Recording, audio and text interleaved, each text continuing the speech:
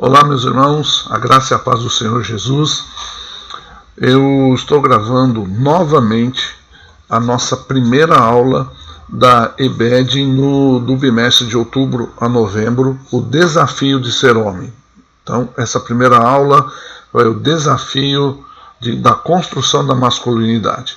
Eu achei por bem gravar novamente e colocar no canal da PIB, porque a qualidade do primeiro vídeo não foi muito boa, o som travou muito, e eu, como tenho autocrítica, eu percebi que se fosse comigo, se eu fosse aluno, eu não ia conseguir acompanhar muito, né? Então eu gostaria de que vocês tivessem o máximo de aproveitamento. Então eu quero colocar para vocês agora, né, essa nova aula, para que vocês possam acompanhar, e nós vamos abordar esse tema, né, que é o desafio da construção da masculinidade. Então nós vamos trabalhar hoje o desafio da construção da masculinidade. Então, meus queridos, eu queria primeiramente dizer para vocês o seguinte: todas as nossas aulas nesse bimestre têm o início, o desafio de algo. Então, o desafio de ser homem, né? Então, hoje, nos nossos dias, é um grande desafio. Nós temos que assumir esse compromisso, ser corajosos de assumir o compromisso de sermos homens segundo o padrão de Deus, né? Dá para entender que muitas vezes a masculinidade ela está comprometida, a noção de masculinidade está comprometida pelas convenções sociais, pelo politicamente correto, se confundindo termos com falácias, com sofismas que nós queremos derrubar, não pelo poder do nosso argumento, mas pelo poder da palavra de Deus. É ela que nos comanda, é ela que nos orienta. Então nós vamos trabalhar isso com os irmãos, ok? Outra coisa que eu queria passar para vocês é o meu número de WhatsApp. Embora eu queria incentivar você que está nos acompanhando a se inscrever na aula através do link que é da PIB, que você possa fazer parte do grupo, porque você vai poder mandar questionamento, você vai poder mandar a sua colaboração, uma colocação, e no meu particular você vai poder também fazer perguntas mais pessoais. Se você quiser compartilhar uma experiência, uma questão, uma dúvida que você tem aí mais pessoal, nós queremos ajudar nesse sentido, ok? Então vamos lá, meus irmãos. Eu quero iniciar aqui o nosso estudo hoje jogando essa pergunta aqui: Jesus Cristo, por que ele nasceu homem e não mulher? Alguma vez você já parou para pensar por que isso? Né? Parece até óbvio, mas nós vamos mostrar biblicamente, teologicamente, a questão por que Jesus é homem e não veio mulher, né? Então tem uma razão de ser para mostrar justamente o plano de Deus para a humanidade, mas também especificamente para o homem. Então vamos lá, Romanos 5,12, esse texto nos diz: portanto, como por um homem entrou o pecado no mundo, e pelo pecado a morte, assim também a morte passou a todos os homens, por isso que todos pecaram. Aí alguém poderia me perguntar: mas não foi Eva que pecou primeiro? O texto de Paulo aos Romanos diz que por um homem entrou o pecado no mundo. Nós sabemos quem é esse homem, que é Adão. Mas na história, né, ali na narrativa bíblica de Gênesis, nós vemos que foi Eva que pecou primeiro. Então o pecado entrou no mundo, né, a primeira pessoa que pecou foi Eva. Mas por que Deus aqui, por que Paulo fala homem inspirado pelo Espírito Santo? Porque o pecado entrou na natureza humana pela ação do homem. Ele aceitou e ele permitiu. Tá?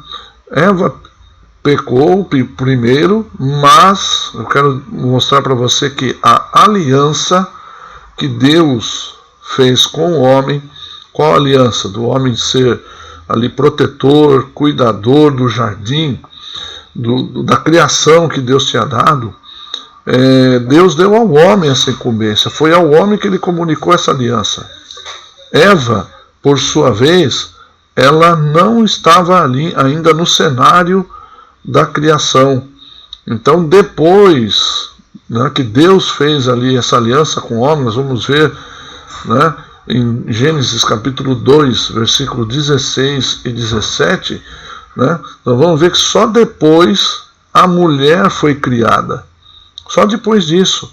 Então, a partir do versículo 18, aí Deus vai dizer: olha, não é bom que o homem esteja só, não é bom que o homem não tenha uma companheira, então falei uma adjutora, uma ajudadora, e que lhe seja idônea. Então, veja, o homem foi o responsável por transmitir para Eva, ali para a mulher, os termos da aliança. Então isso torna o homem o responsável pelo cumprimento da aliança, né?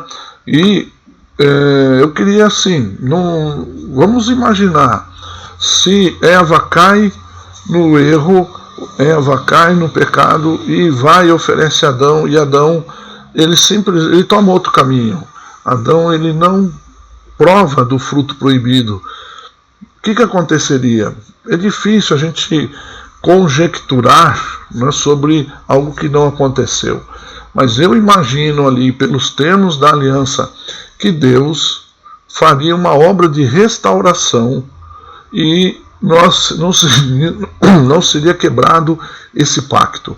Ou Deus restauraria Eva, ou Deus, sei lá, desse uma outra mulher para Adão, não sei. Eu acho que seria mais fácil de entender seria que Deus restauraria a vida de Eva pela fidelidade de Adão. Então, sob a autoridade do homem, nós não temos erro em dizer que o mal só entra na nossa casa, ou só entra na vida do ser humano, se o homem permitir. Mateus capítulo 12, versículo 29, diz o seguinte: como pode alguém entrar na casa do homem valente? O que tem na casa do homem valente? Tem a sua família, sua esposa, seus filhos, seus bens. Então, você primeiro, antes de querer saquear uma casa, você tem que dominar o valente, aquele que está sob a responsabilidade de cuidar. É o homem, Então, se você não manietar o valente, amarrar o valente, como é que você vai saquear a casa? Então veja, que a autoridade espiritual do homem é muito séria. Eu tenho a minha casa, a minha família, eu sou responsável pela edificação espiritual, emocional e também material da minha casa. Em primeiro lugar, não significa que a minha esposa não possa participar e ter uma grande participação disso. Não é isso, tá? Quero dizer que a responsabilidade, quem vai responder diante de Deus sou eu, como homem, você, como homem. Se você já tem a tua família, se você já tem a tua casa, ou se ainda vai formar, já esteja consciente que você responderá diante de Deus pelo sucesso da sua casa, tá? Então, veja bem, por que eu estou dizendo isso? Lá no livro de Gênesis, capítulo 3, versículo 17 ao 19, olha o que diz aqui. E ao homem Deus disse: uma vez que você deu ouvidos à sua mulher e comeu da árvore cujo fruto ordenei que não comesse, maldita é a terra por sua causa. Veja que importante. Deus, em outras palavras, parafraseando esse texto, Deus está dizendo: Adão, você, ao invés de dar ouvidos a mim, eu disse para não fazer, eu coloquei um limite, eu expressei a minha vontade para que você seguisse. Você, ao invés de ouvir a mim, você deu ouvidos à sua mulher. Você preferiu ouvir a voz de uma outra pessoa, que na verdade Você era responsável por ela. Você tinha que assumir a responsabilidade por ela. Porque você não deu ouvidos a mim, deu ouvidos a ela, agora a terra é maldita por tua causa. Então o texto não fala, a terra é maldita por causa da mulher, ou por causa de vocês dois, que fizeram esse concordaram em errar. Não, falou diretamente para Adão. Você é responsável, é por tua causa que a terra agora é maldita, se tornou maldição, a maldição do pecado que veio e foi transmitida a toda a raça humana.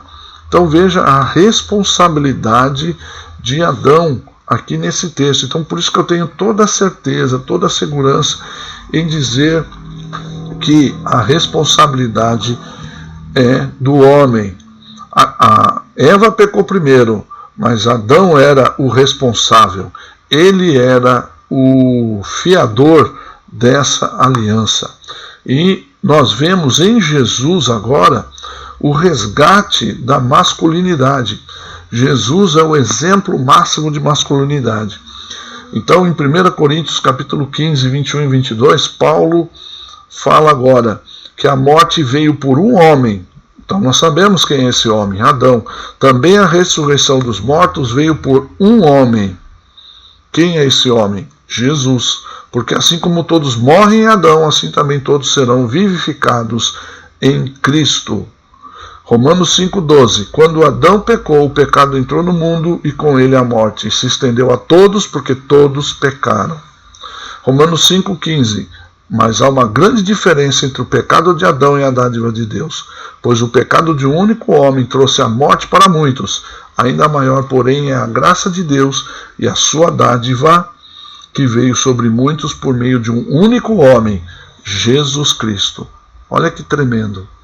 Então hoje nós vemos em Jesus o resgate da masculinidade, porque do início Jesus mostrou ali que ele veio para resgatar o homem da sua condição de pecado, da sua condição de perdido, e através desse resgate ele mostrou que eu sou o referencial de masculinidade. Nós vamos ver em Jesus, nós vamos ver ao longo dessas aulas, desse bimestre, nós vamos ver o referencial em Jesus Cristo. Nós somos imitadores de Jesus, imitadores de Cristo, ok? Agora, nós estamos falando de construção, né? Nós vamos falar de construção, da construção da masculinidade. Não confunda com ideologia de gênero, não pode confundir com isso, tá? A ideologia de gênero é uma ideia que diz que o gênero, tanto masculino ou feminino, a pessoa, a criança, o jovem, o adolescente, ele constrói por meio das influências sociais. Ou seja, é uma confusão. Né? Não sabe, menino, não pode, é menina, mas pode ser menino, é menino, mas pode ser menina. Não é isso. Nós cremos pela palavra de Deus que o gênero Deus criou dois gêneros, macho e fêmea, homem e mulher, dois sexos, homem e mulher, sexo masculino, sexo feminino, ponto final. O que eu quero trabalhar aqui é o seguinte: a pessoa, o ser humano do sexo masculino, do gênero masculino, seja lá como queiram definir, que queiram dizer que é politicamente correto, mas estou falando do masculino, da pessoa, do homem, do menino, a masculinidade, as atitudes de homem têm que ser construídas, ele tem que ser construído, ele tem que ser trabalhado para que ele alcance o desejo de Deus. A mulher não, a mulher é um pouco diferente, mas nós vamos ver isso. Então, como é que o homem consegue ser homem? Né? Então, vamos lá. Simplesmente eu visto uma camiseta aqui e eu sou homem. Estou lá com o meu jeitão de másculo, de macho, né? e tenho, por exemplo, atitudes machistas, né? Ou seja, eu desprezo, eu trato a mulher como um ser humano de segunda categoria, com desprezo, achando que tenho mais direitos, que tenho como homem o poder de mandar. Não, nada disso, tá? Eu sempre uso esse termo aqui, nós vamos trabalhar ele também na próxima aula. O desafio de ser macho e não machista. Há uma grande diferença nisso. Há uma grande diferença. Então, em Gênesis capítulo 2, versículo 18, Deus fala: não é bom que o homem esteja só. Farei uma ajudadora idônea para ele. Uma ajudadora, alguém que o ajude e complete, na versão transformadora. E aqui está o propósito para a criação da mulher. A mulher foi criada para ajudar o homem na tarefa de ser homem.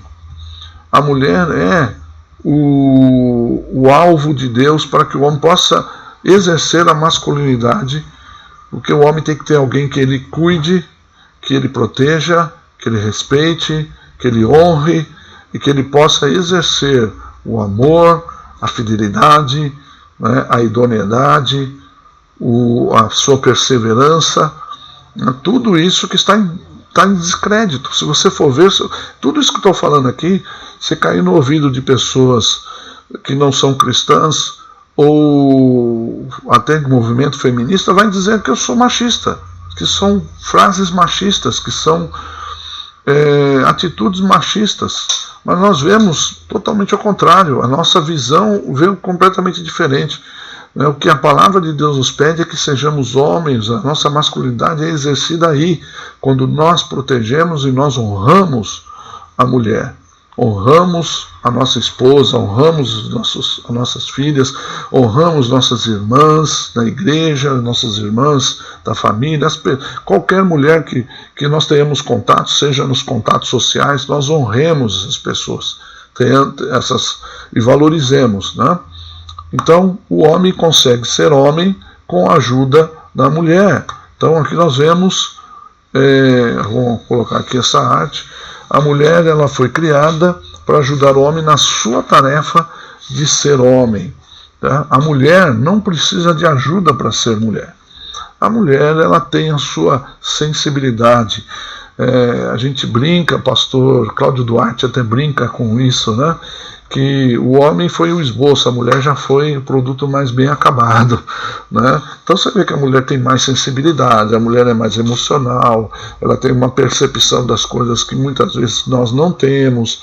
Então ela nos ajuda nessas questões. Às vezes não é difícil conviver, aliás, não é fácil conviver, é difícil, somos diferentes, mas nós podemos trabalhar isso, ok?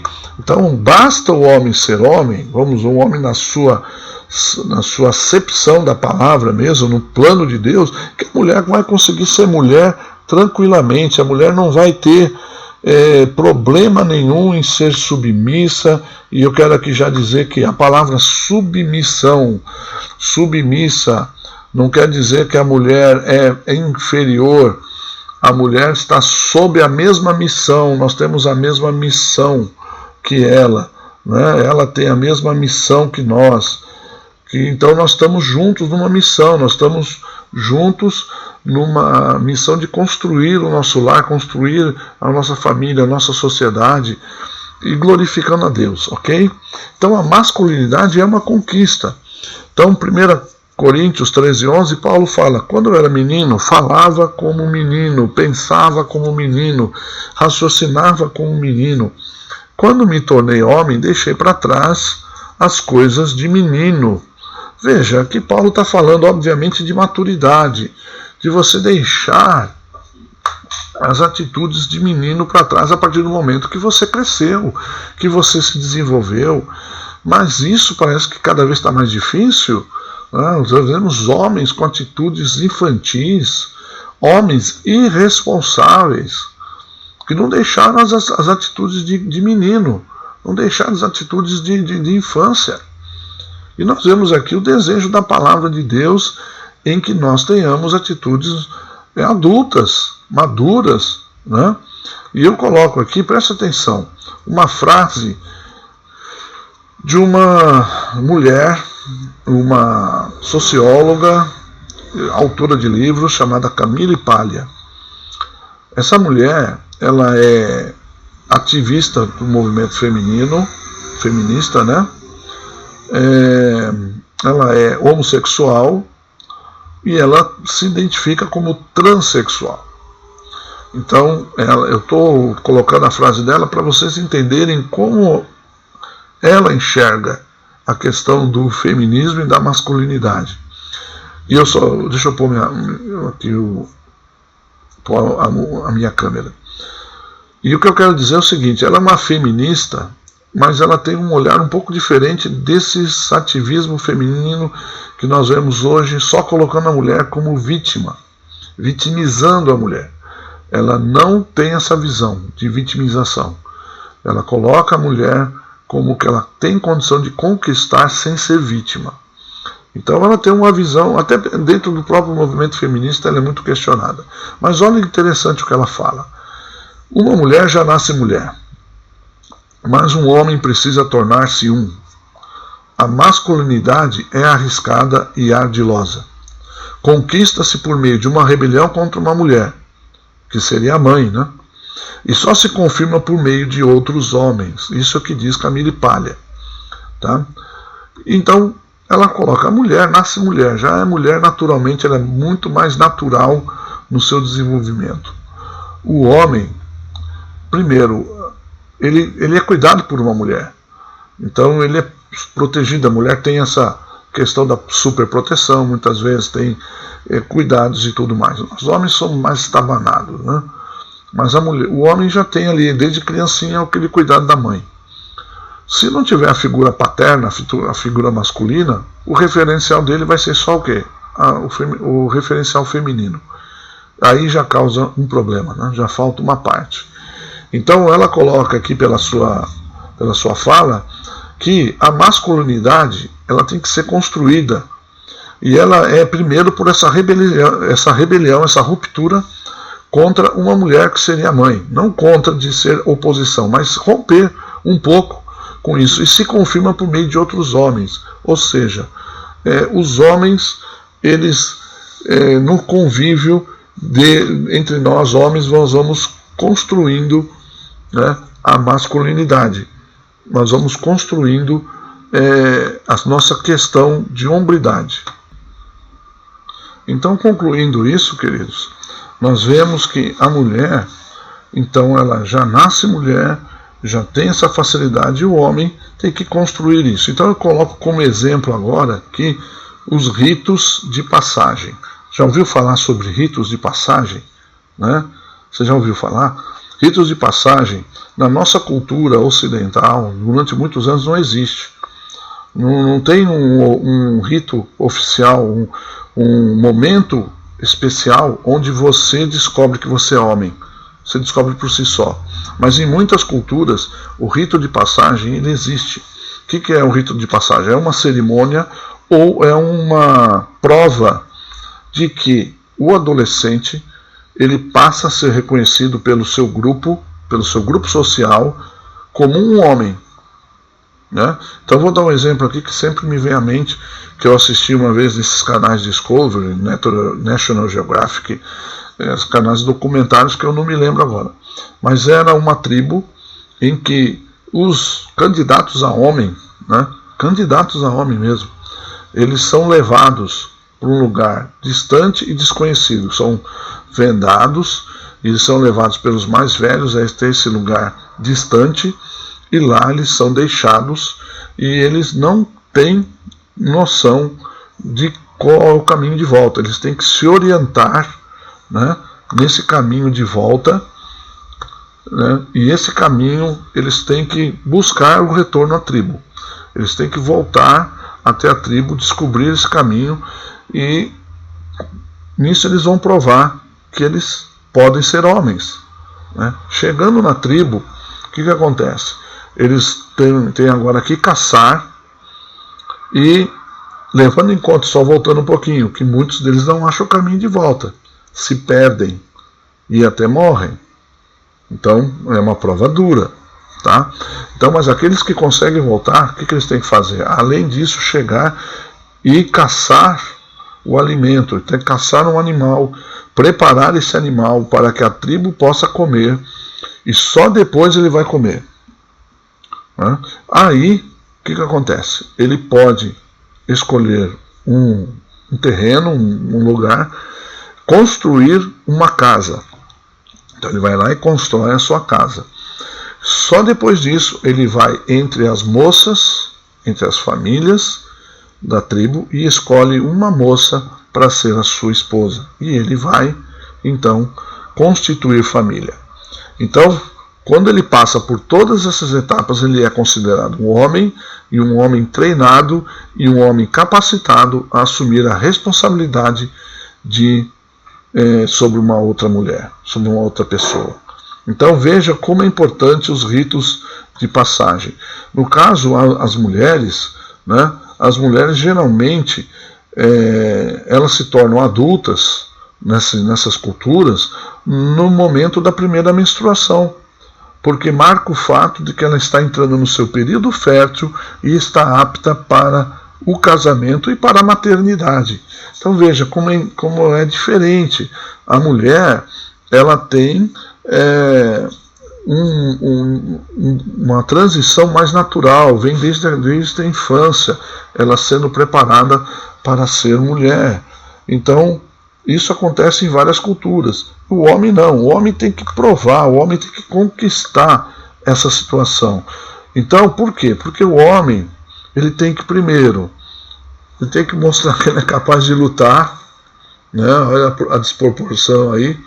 Pois ele precisa proteger sua família, sua casa e seu país. Então ele precisa ser capaz de lutar, de defender a sua família. O homem tem que ser capaz também de suprir a família. Então ele tem que aprender a caçar, aprender a plantar. Ele precisava suprir alimento para a sua família. E também as provas, as dificuldades e os problemas, ele tinha que provar que era capaz de suportar provações, de poder ter capacidade cognitiva, de aprender diante das dificuldades para trazer equilíbrio emocional para a sua família. Né? Então veja que o homem precisa provar várias coisas, nós precisamos provar isso. Né? E o homem, sendo homem, né, ele é para a esposa o equilíbrio emocional. Né? A mulher que vê no seu marido um homem de verdade, um homem íntegro, um homem verdadeiro, ele traz equilíbrio. Essa mulher é equilibrada emocionalmente, ela se sente segura, protegida, ela pode trabalhar fora, ela pode ajudar em muito, como eu falei, nesses projetos, e ela vai seguir, né, o projeto. O seu projeto vai ser do seu marido, e o seu marido também vai ouvir esse projeto de vida dela. Né? Para a filha, veja, para a filha, quem tem filha, quem tem moça na sua casa, você como homem, sendo homem e homem de Deus, você é uma referência para que ela possa fazer uma futura escolha. Né? Ela vai escolher alguém que tenha um caráter muito próximo do teu. Não estou falando de personalidade, tá? Estou falando de caráter. Então, é muito importante. Para o filho, é o exemplo a seguir, o exemplo que você pode passar para o teu filho, porque ele vai ser, o exemplo que você pode dar é na prática, não é na teoria.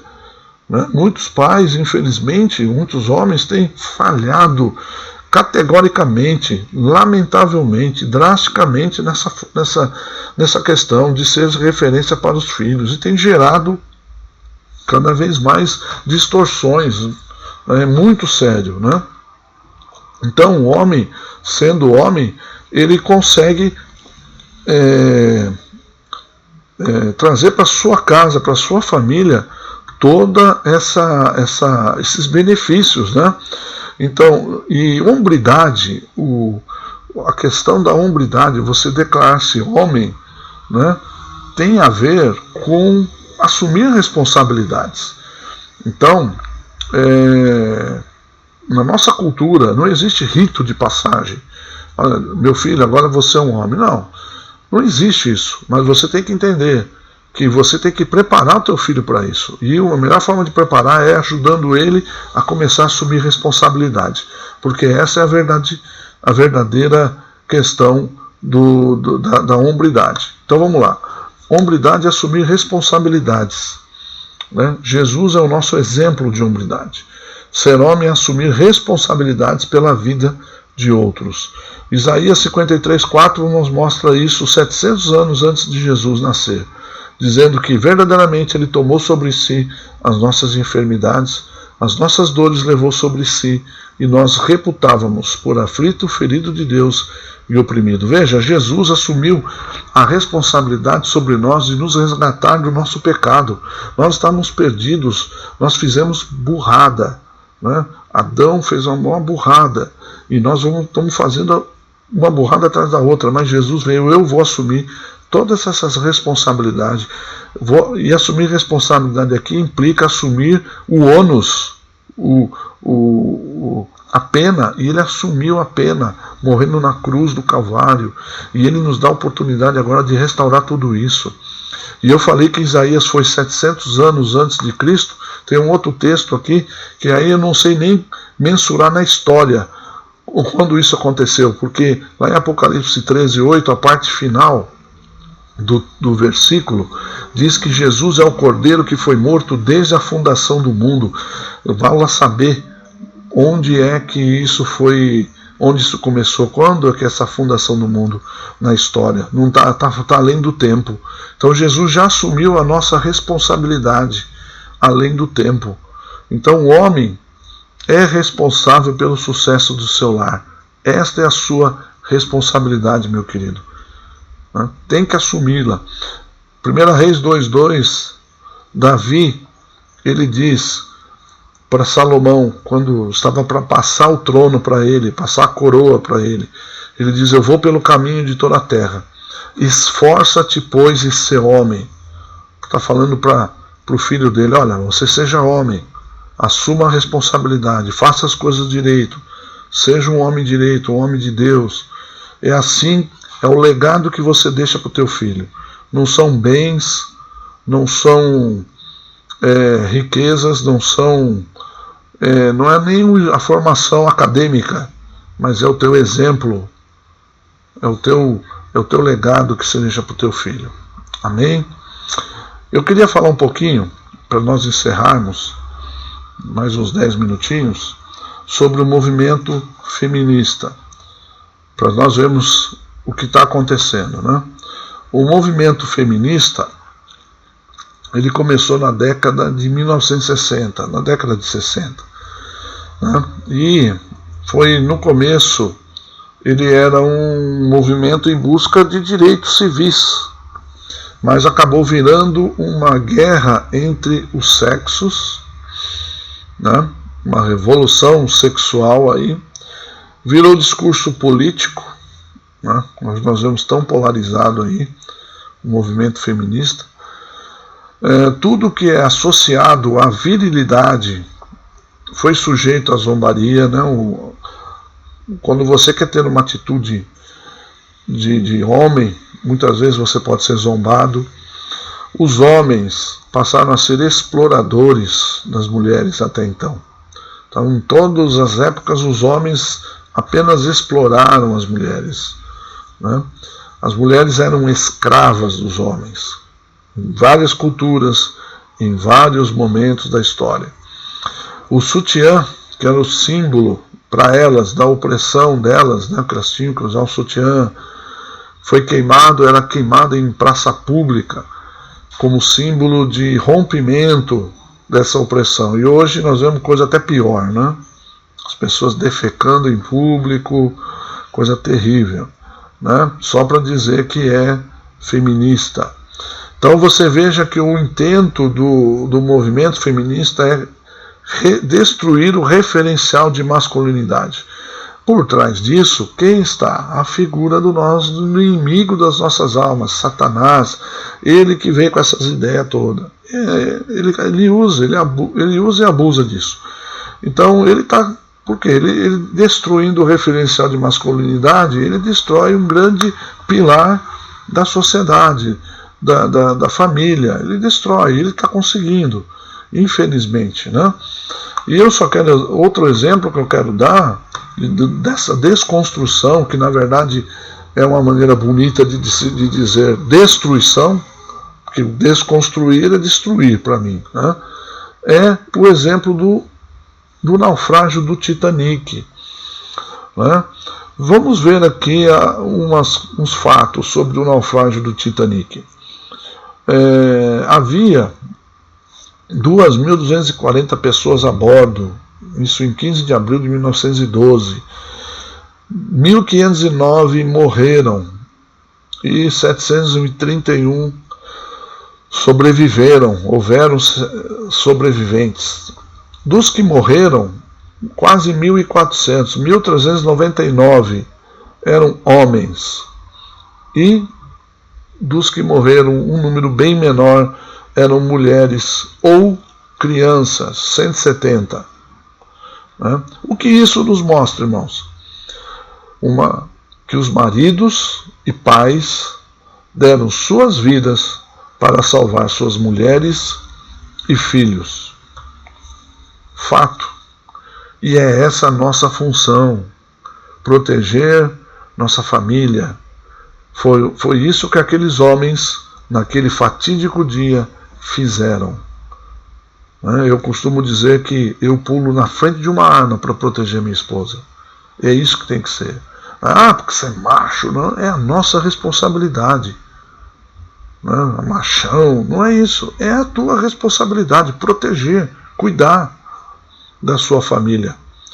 Só que o filme mais recente, que retratou essa história, o que ele mostrou? O contrário, mostrou homens fracos, sendo necessários contê-los a bala para não invadir os botes e deixar as mulheres para trás. Veja a sutileza, né? A sutileza desse retrato, desse filme. Então, nós temos que ter esse cuidado, ok? Meus irmãos, o conselho bíblico que nós temos e que nós vamos trabalhar ao longo do nosso curso aqui, do nosso bimestre, 1 Pedro 3,7. De modo que vocês, ó maridos, sejam sábios no convívio com suas mulheres, tratem-nas com honra, como parte mais frágil, coerdeiras do dom da graça da vida, de forma que não sejam interrompidas as suas orações. Fragilidade não é sinônimo de fraqueza, nós vamos mostrar isso. A Bíblia nunca foi machista e exploradora das mulheres. Na aula que vem, não perca, nós vamos mostrar isso para você até defender a fé cristã, né, ser um apologeta. O pecado distorce todos os relacionamentos, nós vamos ver que é justamente isso que acontece. Ok? Queridos, estamos chegando ao fim dessa aula e eu quero pedir a vocês que assistam um filme, tá? É esse filme aqui, Corajosos. Talvez alguns de vocês já tenham assistido. Não vou dar aqui uma de Silvio Santos, eu não assisti, mas minha esposa assistiu. Não, eu assisti várias vezes e todas as vezes eu choro. Choro porque eu vejo o tamanho da minha responsabilidade. Então assista esse filme que a gente quer comentar esse filme em sala de aula. Nós queremos comentar com vocês. Então eu peço, se você tem o Netflix, está lá no Netflix, se você tem através do YouTube, acho que você também consegue assistir. Então assista esse filme, por favor. Eu peço para você uma lição de casa. Eu não vou passar tanta tarefa não, mas eu peço para você, separe um tempinho, é um filme muito importante, muito bom, e ele vai mostrar para você o que é ser, o que nós queremos trabalhar aqui, tá bom? Que Deus abençoe a tua vida, o restante de semana. Eu vou orar. Senhor meu Deus, obrigado por estar aqui com os meus irmãos. Eu quero pedir que o Senhor nos abençoe, para que continuemos a estudar juntos a tua palavra e crescemos como homens. Em nome de Jesus, amém. Que Deus vos abençoe e estamos te aguardando para a próxima aula, que é o desafio de ser macho e não machista, ok? Espero vocês até lá.